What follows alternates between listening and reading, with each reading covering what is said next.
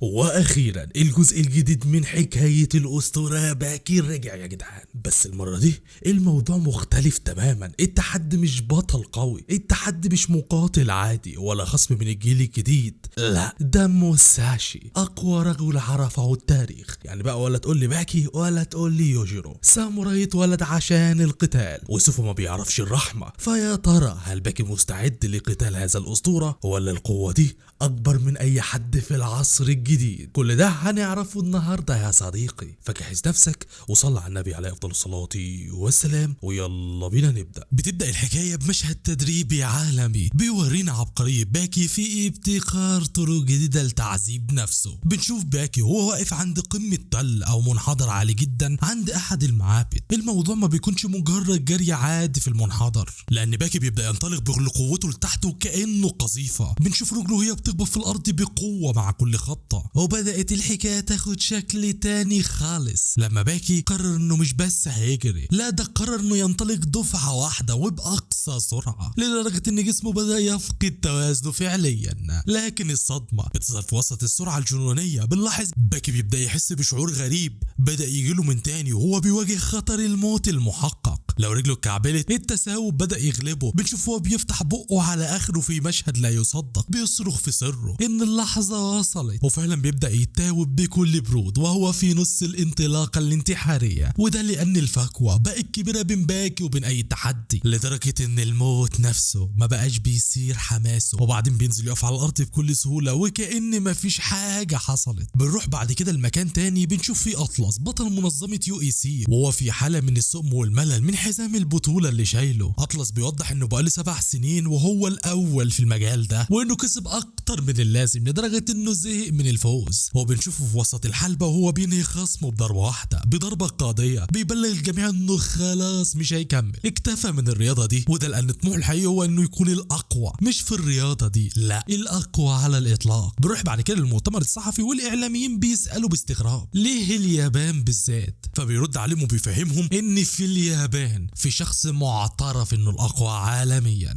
بنشوف اطلس بعد كده وهو قاعد مع السيد توكوغاوا اللي بيستغرب من رغبته في القتال، وبيفهموا انه خلاص حقق شهرة واعجاب كفاية في كل العالم. اطلس بيبلغه انه شايف المعركة اللي كانت بين الاب وابنه، وانه لاول مرة في حياته يشوف انسان بيتحرك بالجمال ده، وعشان كده هو عاوز يواجه الولد اللي اسمه باكي هانما. توكوغاوا بيسأله بوضوح لو كان يقدر يكسب باكي، فاطلس بيأكد له انه قطع المحيط الهادي عشان يتأكد من الموضوع ده بنفسه، وانه دايما طول حياته كان نفسه يجرب القتال اللي بدون قواعد. توكوغاوا بيضحك بيقول له يا ابني انت في القتال الواحد بتكسب 4 مليون. بس اطلس بيرد بكل ثقة انه مش جاي هنا عشان الفلوس، لا لان نزاله مع باكي هو اللي هيكسبه لقب الاقوى في العالم. اطلس بيأكد انه مستعد للقتال حتى لو النهارده. وتوكوغاوا ما بيكدبش خبر، بيرفع التليفون يكلم باكي وبعدين بيبلغه ان باكي وافق لان باكي طالب وعنده وقت فاضي ومش هيرفض التحدي. اطلس بيتفاجأ ان القتال فعلا النهارده وفي المكان ده بالظبط. بنروح لساحة المعركة، اطلس بيدخل الحلبة بكامل هيبته، وفي اللحظة دي بيظهر باكي. اطلس بيتصدم من حجم باكي الصغير، هو ده الاقوى في العالم. وهو بيحلل بياناته بيدرك انه وزنه حوالي 70 كيلو وطوله ما يكملش ال 170. اطلس بيشوف ان باكي تقريبا نص حجمه، لكن في اللحظة اللي بيبص فيها في عيون باكي بيشوف قدامه وحش او كائن مرعب، كأنه حرفيا عمره ما شاف وحش بالمنظر ده. الجماهير متحمسة، بنشوف باكي واقف بكل برود وسط الحلبة قدام اطلس البطل العالمي اللي كأنه جبل عضلات، والكل بيلاحظ يا صديقي حالة الملل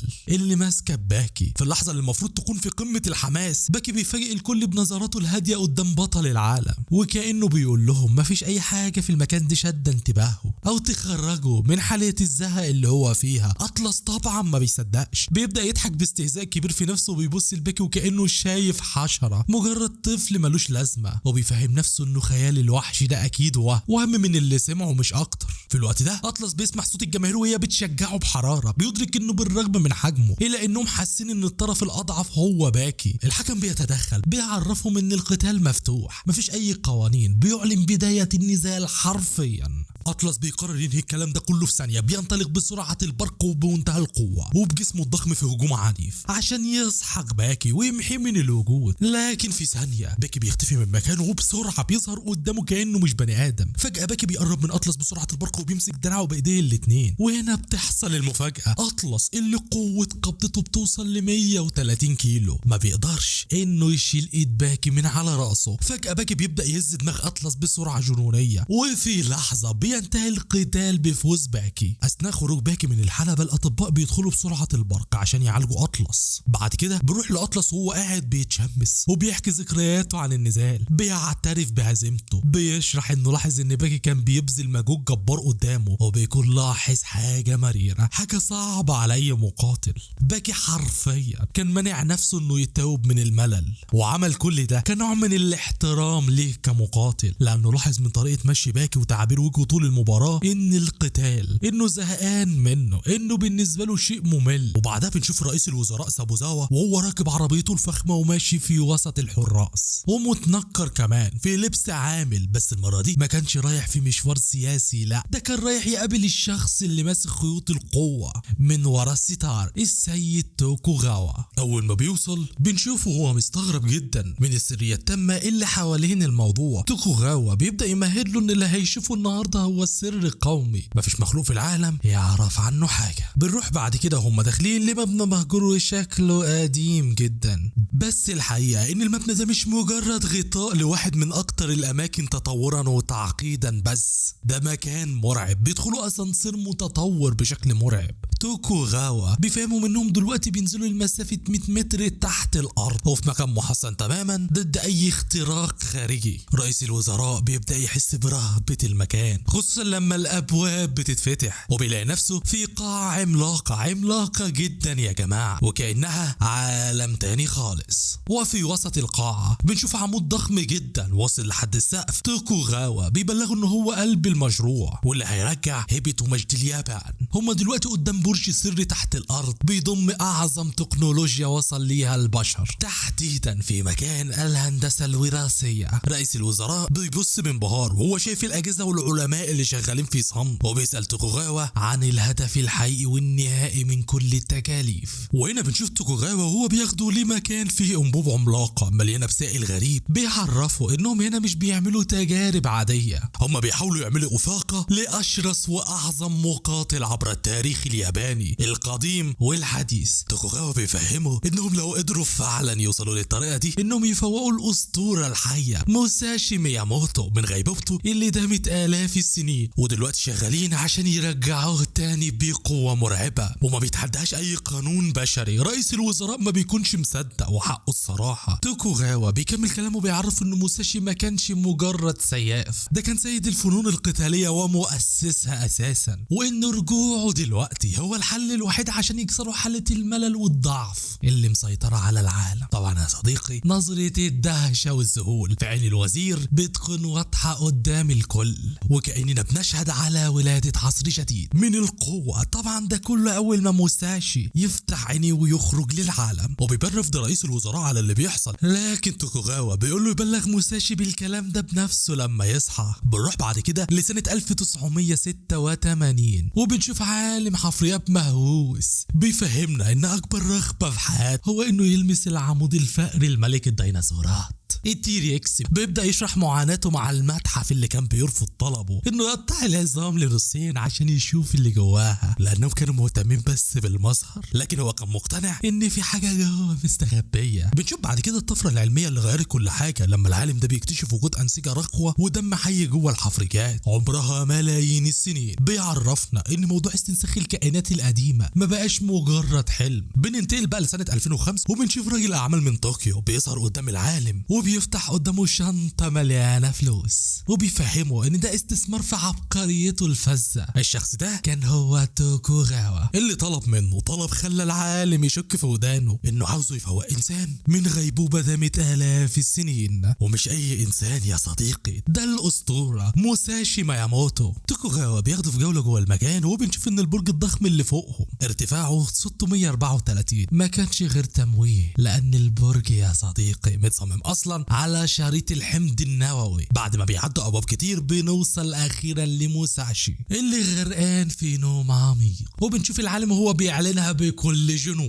انه مستعد يعمل اي حاجه يخلف القواعد البشريه والنظام الطبيعي ويخلف اي حاجه وكل حاجه عشان يمشي في الطريق ده، وبيبلغه انه مش مهتم باي تعويض مادي. كل اللي شاغله هو انه يشوف موساشي وهو بيمشي في العالم بقوه الديناصورات المرعبه. فكباجي بيكمت في مكانه بيجيله شعور غريب، بنشوف هو بيتحسس صدره بذهول، بيسال نفسه لو كان ده فعلا الصوت اللي سمعه هو دقات قلبه، لكنه في ثانيه بيدرك ان ده مستحيل وبيفهم ان النبض المرعب ده مش صادر منه. باكي بيبدا يفتكر كل المقاتلين الاقوياء اللي قاتلهم طول حياته زي هانايما، شيبوكاوا، وحتى راتسو واخوه جاك، وطبعا الغول يوجيرو، لكنه بيوصل لنتيجه انه ولا واحد فيهم هو صاحب النبض ده. بيحس ان الشخص اللي بيسمعه دلوقتي هو حد مختلف تماما، والشعور اللي حاسه ما حصلوش قبل كده. بنروح بعد كده للمختبر بقى السري تحت الارض، بنشوف العلماء وهم واقفين قدام قطعه اثريه مرعبه وهي العمود الفقري للاسطوره موساشي مياموتو. بنكتشف يا صديقي انهم كانوا مهتمين جدا بالقطعه دي، حرفيا حافظينها تحت مراقبه وتفتيش دقيق طول السنين. العالم جون بيبص للعمود الفقري بانبهار، بيوصفه انه عظيم فعلا، وبنشوف العلماء وهم بيحللوا شكل العظام دي اللي بتعتبر عينه غير طبيعيه بالمره، مستحيل تكون لانسان عادي. العالم جون بيفهم زمايله ان شكل العمود الفقري ده بيشبهه بشكل عظام القطط الكبيره المفترسه اكتر من كونه بشري. بيأكد ان الهيكل ده بيتحدى المنطق اصلا، بيشرح كمان ان شكل العظام بيكشف عن اسرار كتيره لسه البشر ما ادركوش حجمها، وانها مرتبطه بشكل مباشر بعمليه التطور. وبالرغم ان العظام ما فيهاش لا جلد ولا لحم، الا انها بتمثل الهيئه النهائيه اللي بيوصل لها عمود فقري لسيد قتال حقيقي. وبنشوف العلماء وهم بيناقشوا وضعيه موساشي وهو واقف بيستنتجوا ان دي كانت وضعيته الدايمه، وبيحاولوا يتخيلوا الرعب اللي ممكن يحس بيه اي شخص لو واقف قدام الكيان ده. بيأكد العالم ان موساشي ما كانش مجرد بشر من لحم ودم، لا يا صديقي، لان القوه دي كانت مزروعه جواه من يوم ولادته. بنرجع تاني بقى لباكي اللي بنشوفه هو بيجري في ماراثون لمسافه 40 كيلو في الشوارع المدينه. باكي بيقول ان الوقت او اليوم ما بيفرقش معاه، لان المهم هو انه يستمر في تحريك جسمه وخلاص. وبيؤكد بكل ثقه ان ما فيش في قاموسه حاجه اسمها ارهاق من كتر الشغل، وده بالرغم من ان حاله التثاؤب لسه مسيطره عليه وما بطلتش وهو بيجري. وبيفضل يفكر في لغز النبض اللي سمعه وبيسال نفسه يا ترى المستقبل مخبي لي مقاتل يرجع لي الشغف. بعدين بنروح تاني للمختبر وبنشوف العالم هو في قمه جنونه وهو بيصرخ وبياخد العلماء عشان يوريهم المفاجاه. بيفهموا انهم مش محتاجين حتى ميكروسكوب عشان يشوفوا اللي حصل، لان جينات وقوه موساشي بقت واضحه للعين المجرده. بنروح بعد كده لساحه طوكيو دوم وبنشوف باكي هانما وهو واقف وسط الحلبه، بس الحاله اللي كان فيها كانت غريبه ومليانه برود. باكي بيحس بملل رهيب قدام المقاتل اللي قدامه، بيقول لنفسه انه الشخص اللي واقف ده مستحيل يكون هو صاحب النبض،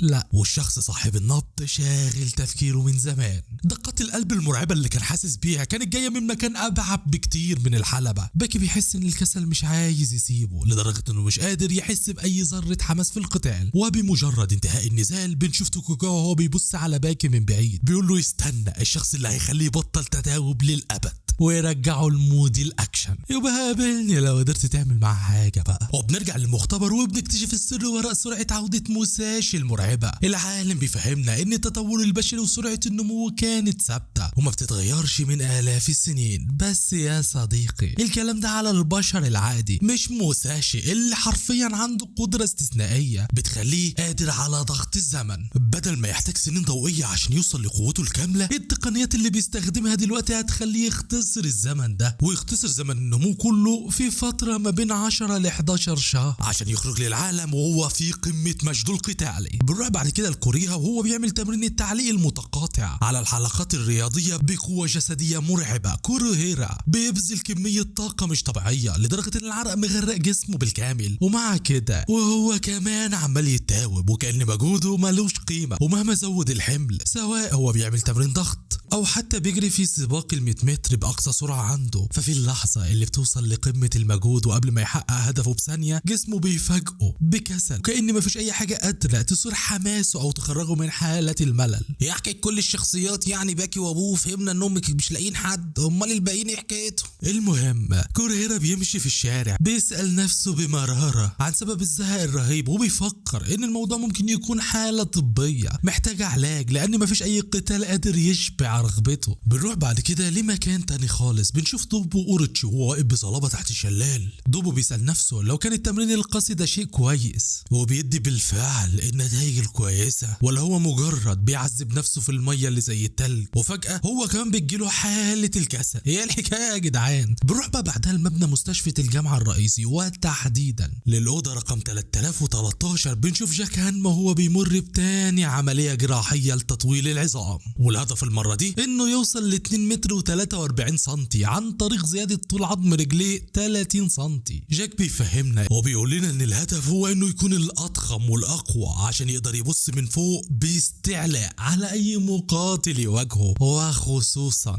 الاب وابنه. المثير للدهشة ان جاكو بالرغم من الألم اللي ما يتوصفش اللي بيقطعه، الا انه هو كمان بتجيله حالة التثاؤب الغريبة، وكأن لعنة الزهق دي طالت كل الوحوش في وقت واحد.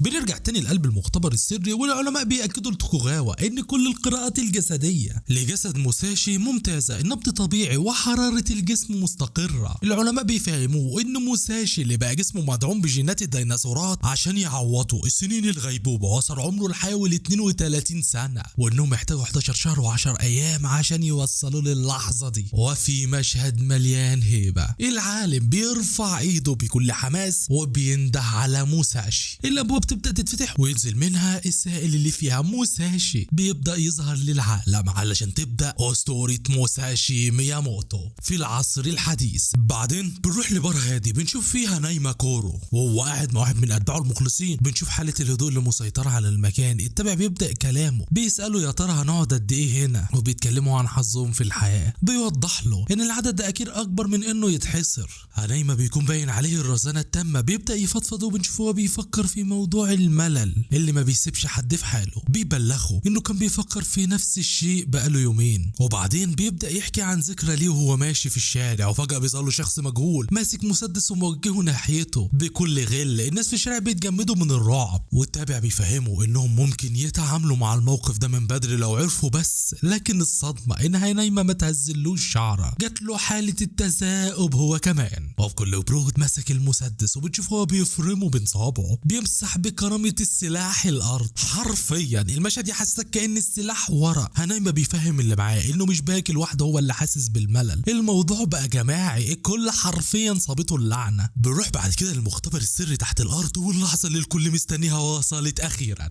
الانبوبة اتفتحت والاسطورة موساشي مياموتو بيخرج منها وسط ذهول الجميع وترقب كل العلماء الموجودين في المكان. بنشوف العلماء وهم مصدومين من تكوينه الجسدي، من حجم ايديه اللي حرفيا بيتحدى المنطق البشري. كوغاوا بيكون واقف وعيونه مليانه دموع من الفرحه، بياكد للكل ان الشخص اللي قدام عيونهم ده هو فعلا موساشي مياموتو، سيد القتال، اقوى محارب عرفته البشريه. توكوغاوا بيفهمنا ان المصطلح الحقيقي والفعل لكلمه الاقوى بدا فعليا من عند الراجل ده. بنشوف موساشي وهو نايم بكل هيبة، والكل بيدرك انهم قدام محارب من العصور القديمه راجع عشان يقلب الموازين. وقبل ما نكمل يا صديقي قول لي توقعك، هل بالفعل الشخص ده هيكون اقوى من يوجورو هانما؟ وبنت توكوغاوا بنشوفها نايمه قاعد معاه وبيطلب منه يحضر له نزال مع الغول، ولكنه ما يعرفش ان رجوع موساشي هو الشراره اللي هتحرق حاله الزهق وهترجع الاكشن لليابان. بعد كده بنشوف السيد توكوغاوا وهو قاعد بجلاله قدره مع هنايمه قدام بركه السمك بتاعته، وبيساله بدهشه لو كان فعلا عاوز يدخل في نزال مع الوحش يوجورو. توكوغاوا بيفهمه انه بقى له فتره طويله ما سمعش كلمات بالشجاعه دي، بس في نفس الوقت بيساله بفضول عن السبب اللي يخليه يرمي نفسه في التهلكه. بيبدا توكوغاوا يفتكر النزال اللي حصل بين هنايمه ويوجورو، وبيوصفه بانه كان حادثه مرعبه ومؤلمه لدرجه انها ممكن تسبب له صدمه نفسيه طول عمره. بيعرفوا ان في الليله دي ضاق طعم الالم اللي بيجمد العروق، بس في ثانيه بيدرك الحقيقه المره، وهي ان هنايمه مش فارق معاه. وده لان هنايمه الملل اللي حاسس بيه بيخترق جسده، بيخليه مش حاسس باي حاجه، توكوغاوا بيأكد له ان القتال مع الغول هو الحاجة الوحيدة اللي ممكن تعالجه، وبيبلغه ان يوجيرو نفسه هيتحرك اول ما يسمع اسم هانايما، بيطلبوا للقتال. وبروح بعد كده للبرج السري تحت الارض، بنشوف الاسطورة موساشي مياموتو وهو متوصل بأجهزة معقدة من كل ناحية. العلماء بيفهموا توكوغاوا ان بالرغم ان جسد موساشي حاليا اندمج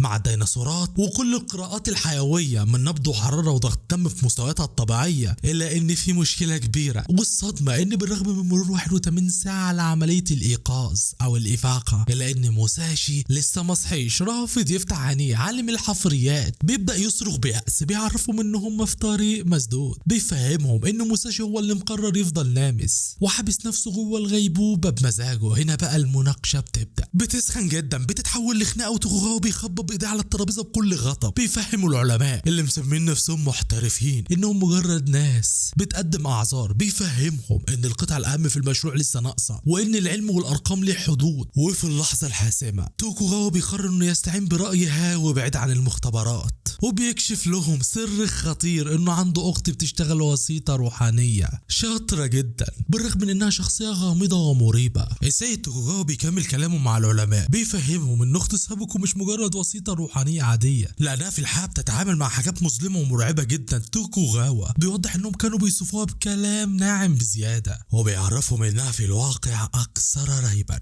وغموضا ب100 مرة. بننتقل بعد كده لوسط المدينة وبنشوف سابوكو وهي قاعدة في الشارع وبتمارس مهنتها، وبتبدأ الحكاية تاخد شكل غريب لما بتعلن بكل ثقة انها على وشك تستدعي روح القائد التاريخي نوبوناغا. الناس اللي واقفين بيبدأوا يستغربوا من كلامها، وبنشوف واحد من الموجودين بيسألها لو كانت فعلا تقدر تستدعي اي شخص من الحياة التانية، وبيطلب منها على سبيل المثال انها تستدعي جون كيندي. سابوكو بتأكد له الموضوع انه مش هيفرق معاها هو مين بالظبط، وبتبدأ فعلا في طقوسها، وبنشوفها وهي بتتمتم بكلمات مريبة لدرجة انها فجأة بتبدأ تتكلم بلغة اصلا من عالم تاني. الشخص ده بيصدم لانها بدأت تتكلم ياباني بطلاقة، وهي بتبتسم وبتفهمه ان الواحد بمجرد وصوله لمستواها بيبقى تغيير اللغة اسهل مما يتخيل. تبدأ سابوكو تتكلم عن السياسة والمجتمع لدرجة انها بتسأل الشخص ده لو كان لسه عنده رغبة انه يوصل للقمة، وفي النهاية بتودعه بانها تشوفه مرة تانية. الموضوع بياخد منحنى تاني خالص لما بيقرب منها شاب اسمه تاكيشي ياساموتو، وبيطلب منها بلهفة انه عاوز يكلم والده اللي مات من سنتين. سابوكو بتبدأ الطقوس الغريبة بتاعتها وبتعرفه انها مش شايفة اي اثر لروحه في العالم التاني. تاكيشي بيتعصب جدا، بيفتكر انها بتهزر معاه وبتمثل عليه، لكنها بعدين بتستدعي روحه فعلا، بتوبخه كأنها ابوه، ولكنه بيقول لها انه ضحك عليها وان ابوه اصلا عايش. طبعا يا صديقي باكد عليك للمرة التانية ان دي كلام وقصة خيالية.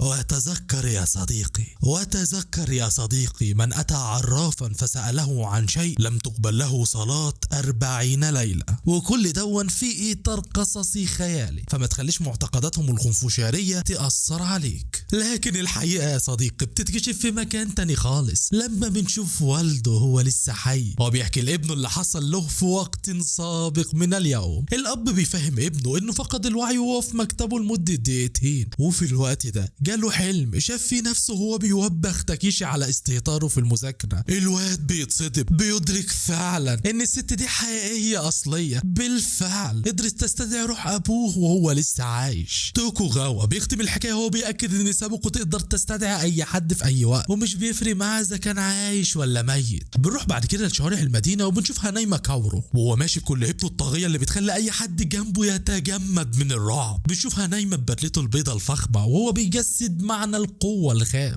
رقبته العريضة وجسمه المليان ندبات اللي بتحكي كل حاجة عن تاريخه الطويل في المعارك. بنروح بقى للطرف التاني وهو الغول يوجيرو هانما اللي ماشي وكأنه اعصار بشري في قلب الشارع. يوجيرو يجسد الرعب الحي. يوجيرو ده مش مجرد انسان، ده كيان بيمتلك قدرات خارقة لدرجة ان خياله والخطوط المحيطة بجسمه بتهتز من شدة حرارة جسمه. يوجيرو يا صديقي بوزنه اللي بيعدي 100 كيلو وطوله اللي فوق 190 سنتي، اللي بيمشي بخطوات الفهود وهي بتفتح المفترس الفريسة. وفجأة القدر بيقرر انه يجمع السيد ايه والسيد بي في مواجهة واحدة. الناس بتبدأ تصرخ من الخوف وكأنهم عارفين اللي هيحصل دلوقتي، حرفيا هيكون انفجار ملوش مثيل. هنايما بيبص ليوجيرو وبيبلغه بكل هدوء انه بيعتذر عن المجهود اللي يوجيرو بيبذله عشان يقابله، بس هو ما كانش يتخيل ان اللقاء هيكون بالشكل المفاجئ ده. وفي اللحظة دي شعر يوجيرو بيبدأ يترفع لفوق بالرغم من وجود الوقص فيه. بنشوف المفترس اللي جواه بيبدأ يحس بعدم ارتياح، حاسس ان في نوع من انواع الترقب في قوتها نايمة. توكوغاوا بيبدأ يضحك وهو شايف ان اللحظة اللي هتحرق حالة الملل قربت خلاص. وبنروح بقى للمختبر السري تحت الارض. بنشوف الوسيطة الروحية سابوكو وهي واقفة قدام جسد موساشي. سابوكو بتبدأ تراجع حالة الجسد وبتقول للعلماء انهم عملوا شغل كويس، بس بتفهمهم انهم نسوا يضيفوا بعض الاحماض الامينية والانسولين. سابوكو بتبص لجسد موساشي المدعوم بجينات الديناصورات وبتبلغهم بكل ثقة انهم نجحوا في اللي بيحاولوا يعملوه، بس العلم بتاعهم ما يقدرش يعمل اكتر من كده خلاص. وبتنهي كلامها وبتحذرهم انها هي اللي هتفوق الراجل ده من غيبوبته، ولكن مش بطريقتهم بل بطريقتها في خلال 5 دقايق بس. بعد كده سابوكو بتطلب من العلماء انهم يسيبوها لوحدها مع موساشي لمدة 5 دقائق، لكن المشهد بيتوتر لما تاناكا يوشيكازو اخصائي فسيولوجيا الدماغ